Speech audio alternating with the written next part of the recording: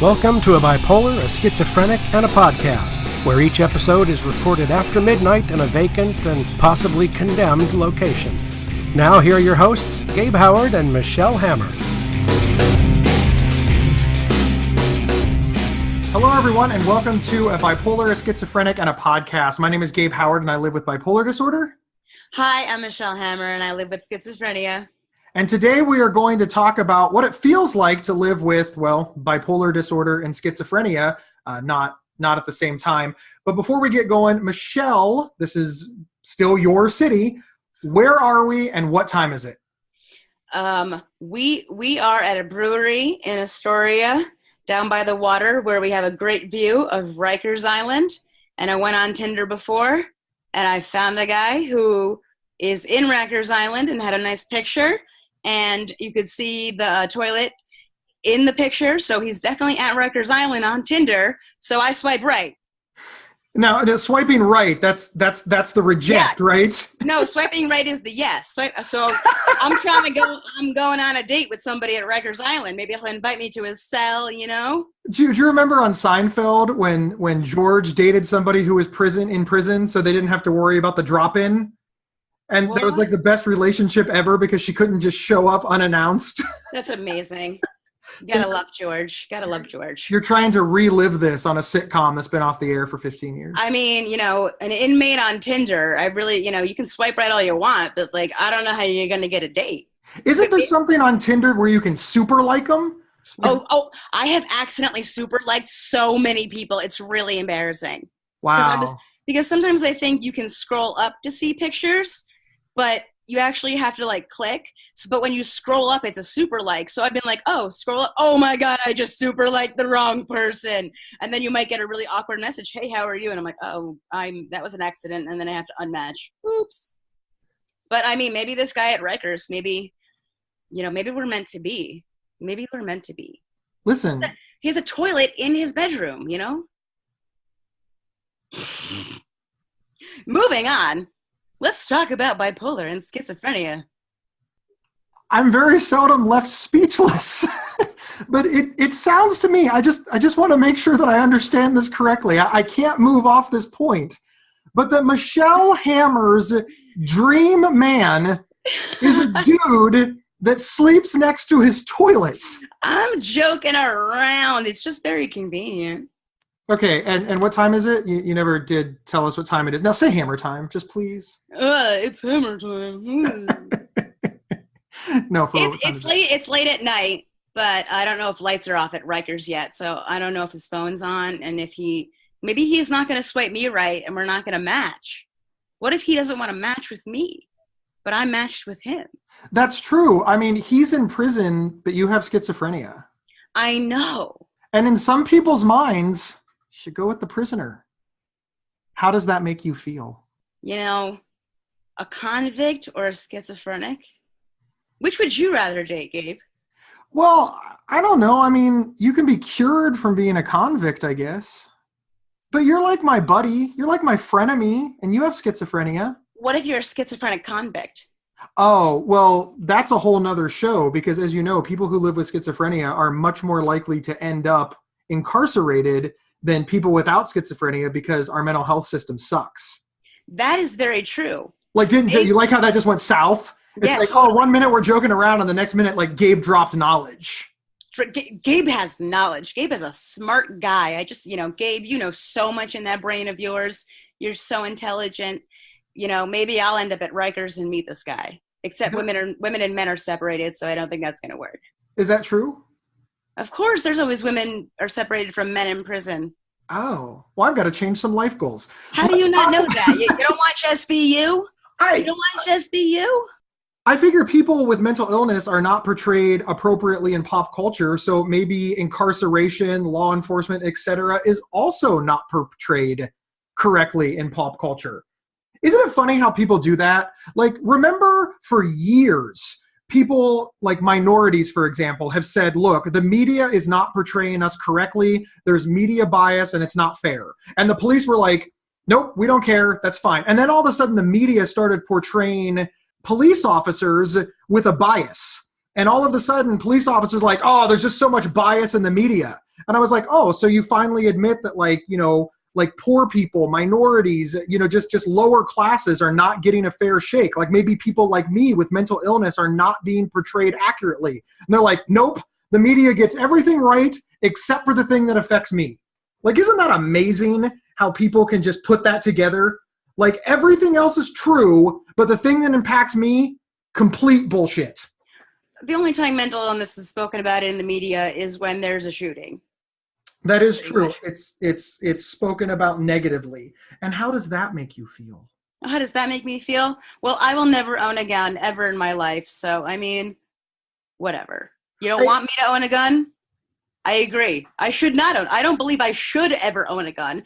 I don't want a gun, but I don't think I should ever be allowed to own a gun. So I'm all good for that. But, you know. You've just made half the country like really happy, and you've just completely and utterly pissed off the other half of the country. I get it, but I'm speaking the NRA is now coming after our show. But like, I'm speaking for myself. You don't have the right to do that. But that's just me. I should never own a gun. That's not how the internet works. You can't speak for yourself. But that's me. Haven't you ever seen on TV, like where one person says one thing? Like one woman gets on TV and says, this is how I feel. And the headline the next day all across Facebook is, all women hate X. Like one liberal somewhere says something and all the memes are, liberals hate X.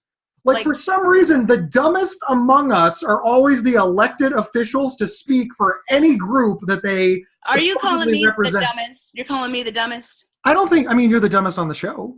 Oh, you think I'm dumber than you? I mean, yeah, I can prove it. Oh, really? Yes. I watched Jeopardy last night, and I got a whole bunch of questions right. Yeah, you watched it on DVR for the third time. No. Didn't get them all. No. I watched it. There was a Dunkin' Donuts question, and I knew the answer was Dunkin' Donuts. It was a $200 question. It was a $200 question? I'm terrible at Jeopardy, but I watch it every day, and I guess, and I'm always wrong. But I can prove that I am smarter than you. How? Okay, whose idea was it to do this podcast? Me. Yeah, liar. Whose idea was it? Yours. Right, and that means that I asked you to do the show, and you agreed. Does that make you smart or dumb? Because am I good to be on this show, or should you have asked somebody better? I mean, I did ask people better. They all said no, because they were smarter than you. Oh, maybe because you're bipolar and you're a genius. I put out an ad, and I said, calling all schizophrenics who want to talk to Gabe on a podcast. You would not believe the responses I got. You're lying, right? Yeah, no shit. Okay. Okay, so let's get back to this. We've wasted enough time. Let's talk about what it feels like to live with mental illness, because, you know, it's probably important. I kind of want people to understand, not because I want people to, you know, live with bipolar disorder. I think it's kind of horrifying. I wouldn't wish this, honestly, on my worst enemy, but it is kind of something that I have to do, and I would like people to know what it's like so that I can be understood. Does that make sense? That makes sense, yeah. Yeah, how do you feel about that? Like, do you want people to understand you, or are you just like, I'm cool being misunderstood? No, I would totally love people to understand me. I mean, I get comments all the time from people that just don't understand schizophrenia. Like on my Instagram page, I post some of my artwork, and I got a comment from a woman that said, no schizophrenic person could be able to create this artwork or even be able to look at this artwork. There are far too many colors. Like, excuse me, lady, but who are you? Who are you to tell me that I couldn't have created this artwork or even look at it because there's too many colors? Like, that makes no sense. Well, do you think the person was being malicious, or is this just their misunderstanding of how the illness works? I think perhaps the person was some sort of social worker of some sort, because social workers do sometimes comment on my stuff and say some ridiculous stuff. So I think maybe it was a social worker who works with maybe people with schizophrenia or other mental illnesses and just wanted to leave a comment and just kind of say how, like, it just doesn't make sense. Like, how could you have schizophrenia and create this, which is such a misconception? Like, that's such stigma right there. you know, that how could a schizophrenic person be able to create this artwork? Why wouldn't a schizophrenic person be able to create this artwork? What do you think leads them to believe that? Like, what stereotype do you think they're responding to? Do they think that all schizophrenics are like drooling monsters or violent, or are they getting schizophrenia and like, you know, developmental disability or lack of intelligence confused? Like, why are they getting this wrong? The experience this person must have with people with mental illness or schizophrenia just must be like just a very, like, maybe they've only seen them in very dissociative psychotic states, or just people who are very, very, very not, like, you know, not as high functioning as I am, or just had experience with schizophrenic people that were just very negative or something, or only works with just not, I don't even know. The comment was just so bizarre to me, because how can you tell me that I can't create the artwork I create because I'm schizophrenic? And then to say that no schizophrenic person could look at this because there's too many colors, like, that's such stigma. Yeah, that doesn't make any sense. Like people with schizophrenia can't see beauty? Excuse me, I sell my artwork. I've sold it all around the country. I've sold it internationally. People have seen it. And if you think that people can't handle looking at it, then that lady obviously has the problem. And then the same person, I was in that WebMD video that they did about me, and I had a little clip of it up, and it was just me talking for maybe like 20 seconds or something. And she commented, if you were really schizophrenic, you would not be doing this well or be able to speak as clearly as you do about your own illness. And I just thought to myself, do I need to apologize for being high functioning? How is this fair to me? I'm trying to represent, you know, schizophrenia in a positive way. And I try to show people all the time that just because you have a mental illness doesn't mean you're never going to live a normal life. It doesn't mean that you're going to just, like, you know, be homeless and everything. And then I also tell people all the time, you know, 1 in 5 New Yorkers has a mental health issue, but no one talks about it because of all the stigma. And that is the stigma. Well, yeah, the minute they start talking about it, people will be like, oh, you can't have a job. You can't work here. You can't do this. You can't. Exactly. One of the things that I'm most responding to and I'm most interested in is you said that they feel that people with schizophrenia need to behave a certain way, like homeless, you know, drooling, rocking back and forth, not able to make eye contact, not articulate. Now, that does describe you at one point in your life, though. Not the homeless part, because you had a good family, but you have been hospitalized. You have been you have been hallucinating. You have needed care, and you fit the stereotypical definition of schizophrenia in moments. Exactly. That's just not all there is to it. Exactly. Yeah, see, that's the part that fascinates me the most. See, people say that to me about bipolar disorder. They're like, well, how have you avoided X, Y, and Z? Or if you were really bipolar, you wouldn't be able to do this. That was true. Everything that people have said to me was true for me at some point in my life. And I'm terrified that it might be true again. I live in constant fear that, you know, suicidal depression will come back, or mania will come back, or hypersexuality, or all of these other ality things that are scary because they're so painful. They were true. But when all those things were happening, I wasn't able to speak articulately about them, write blogs, create videos, give speeches. I was really, really sick. And here's the thing. Everybody saw me be really, really sick, because crisis and mental illness is public. Right. And wellness in mental illness is private. And you know how I know that? How? Because when we find locations for our show, when we talk to people, when we look for sponsors, and we always say it, nobody believes us. Like, hi, my name is Gabe. I live with bipolar disorder, and we want to come in and record. And they're just like, okay. Yeah. Think about what they're agreeing to. Hi, will you let a couple of mentally ill people come in after midnight and take over your place for like an hour for no compensation? Yeah. Like, for real, why do they not pat us down when we walk in? Want to learn more about mental health, mental illness, and psychology, but not be bored? The Psych Central Show is an award-winning podcast that speaks candidly with experts in these fields to break down complex topics into easily understood nuggets of useful information. Hosted by our very own Gabe Howard along with Vincent M. Wales. Available on your favorite podcast player or at psychcentral.com/show.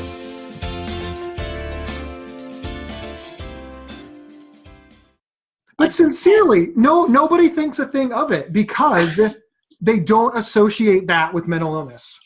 Yeah, it's just ridiculous. It's they see you functioning well and they're like, oh, you know, you don't have it that bad. You don't have it that bad. I mean, I got in a big fight with this woman at the market for my pop-up shop. She started saying, we kind of got into a fight because she was rude to me one day. I said something to somebody else about her. He kind of passed along what I said, called her kind of a see you next Tuesday. And then I heard her saying, you know, she didn't want me at the market because I was too hyper. I mean, manic-y on occasion, kind of going a little whatever. And then I told my buddy what I thought of her.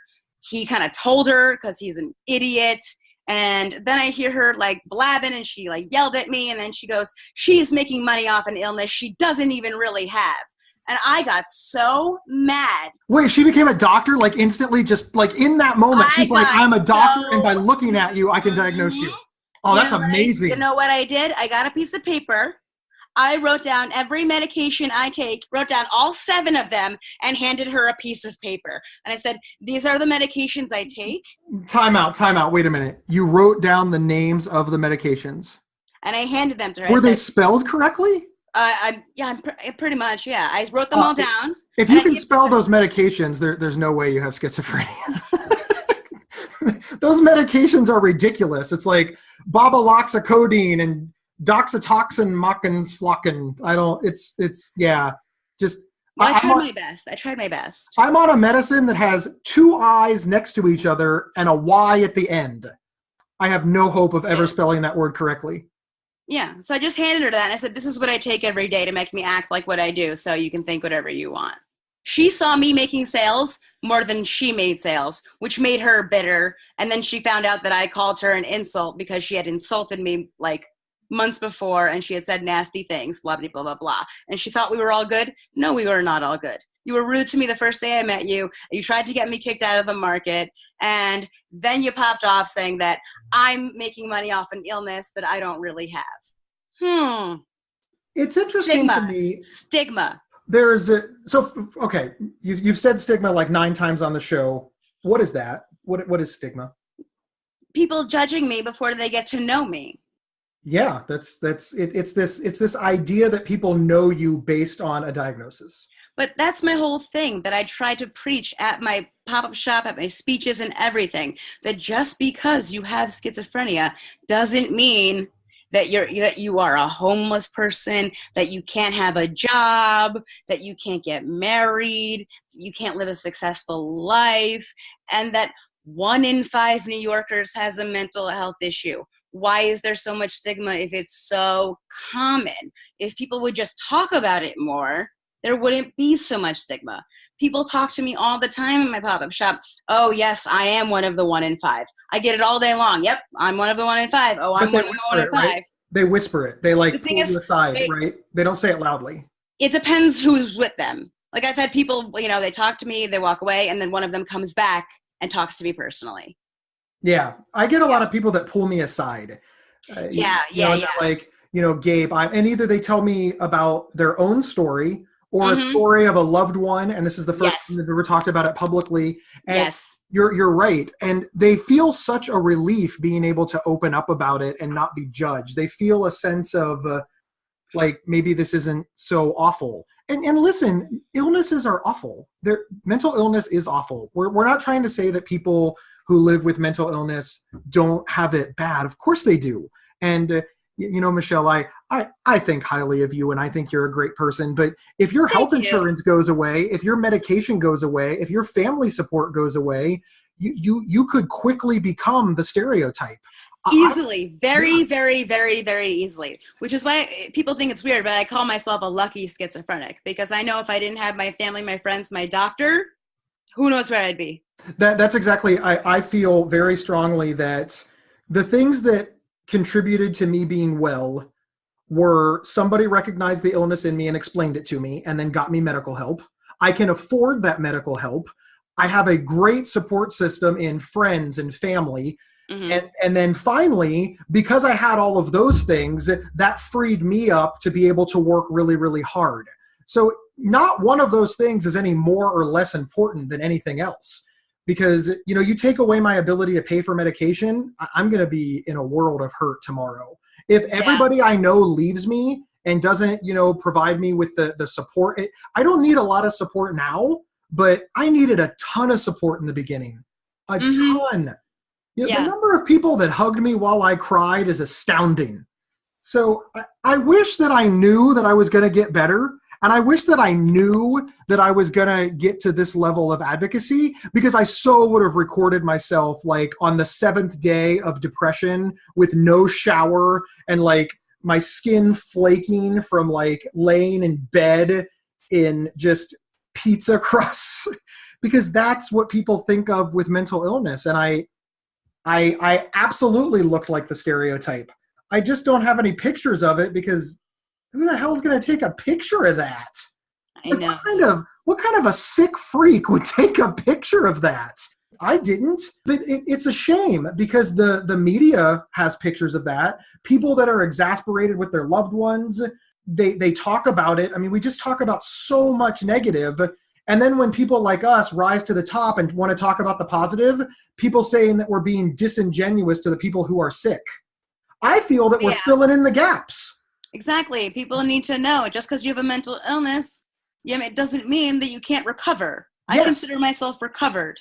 Yes. We don't need to share the horror stories, because those get out on their own. Yes. We need to share that recovery is possible in the positive stories, because when Gabe and Michelle walk down the street, nobody says there's a schizophrenic and a bipolar. They don't even say there's a person living with bipolar disorder and there's a young woman living with schizophrenia. They don't even person first language it. Like, they're so far beyond that. They say there is a moderately attractive guy and a reasonably hot woman. Reasonably? My wife listens to the show. There's a stunningly beautiful Eastern European, fair-skinned, curly-haired girl walking with a gigantic man with red hair. There is a giant mountain of a red-headed man next to a tiny little woman who looks terrified he's going to kill her. I mean, you could just like step on me. That's true. I'm like a bug next to you. When we stand next to each other, I look like Hagrid from Harry Potter, and you look like the broom. I mean, I'm like maybe up to your like non-existent nipple. Did you say non-existent nipple? Yes, I did. People are going to know more about me than they want to. We'll You're a terrible person. You're a terrible, terrible person. Gabe has no nipples. Shut up! You can get them tattooed on, like breast cancer survivors. You know how many people have suggested that? But what good is that? I mean, I don't know. What good is it? How is that helpful? I should explain. I had gastric bypass, and I used to weigh 550 pounds.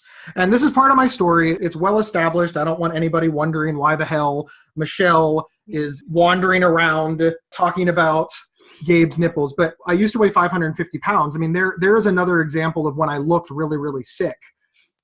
I did everything in excess before I was diagnosed. You know, the mania just made me eat constantly.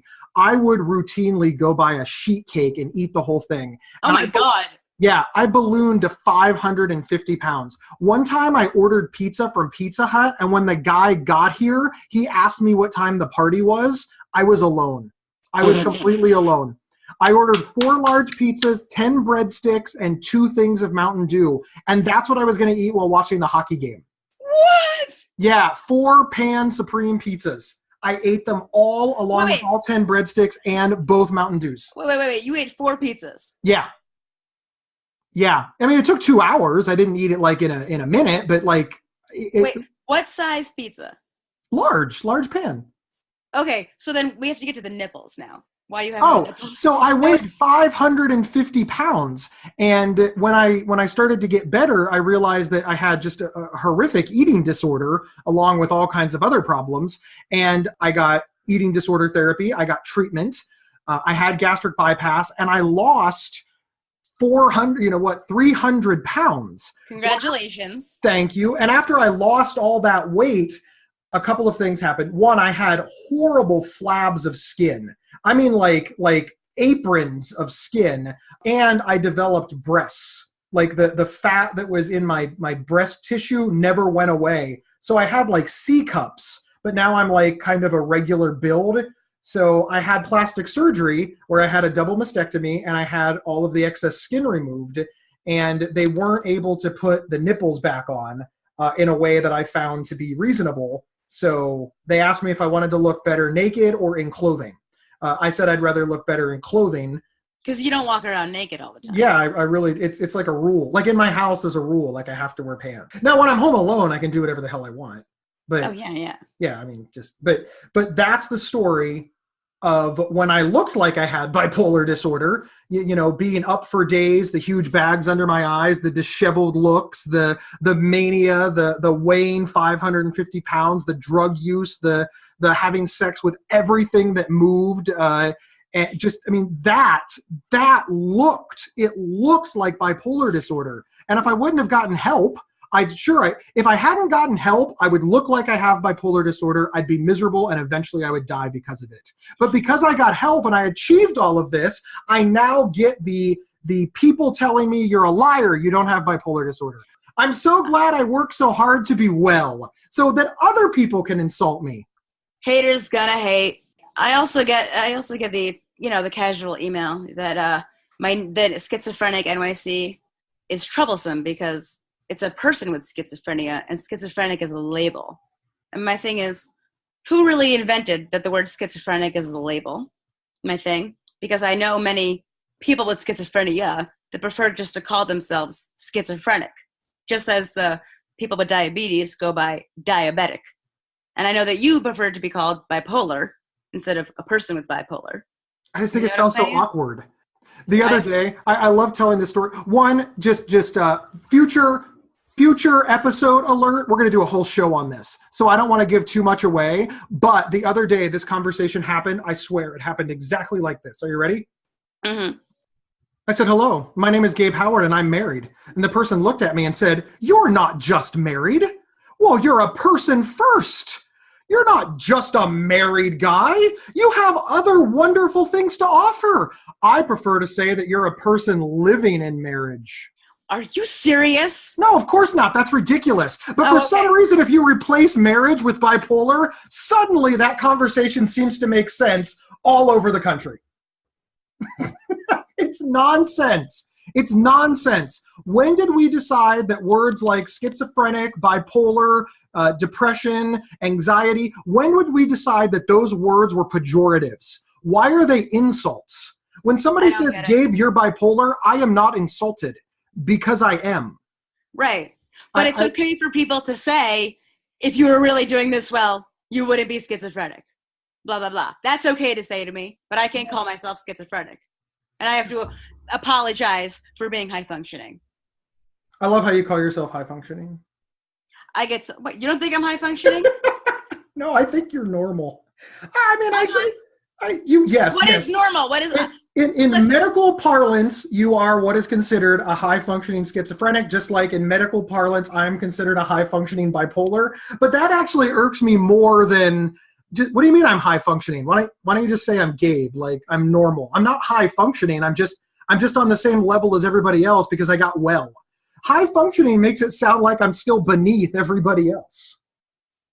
Oh, beneath what the normal? Well, I mean, right. When you go to a therapist and you say, I want to be normal, what do they say back to you? You know what they say back to you, right? Yeah, what is normal? They said, what is normal? That's what a therapist will always say back to you if you say, I want to be normal. I don't want to be normal. I want to be different, just like every teenager.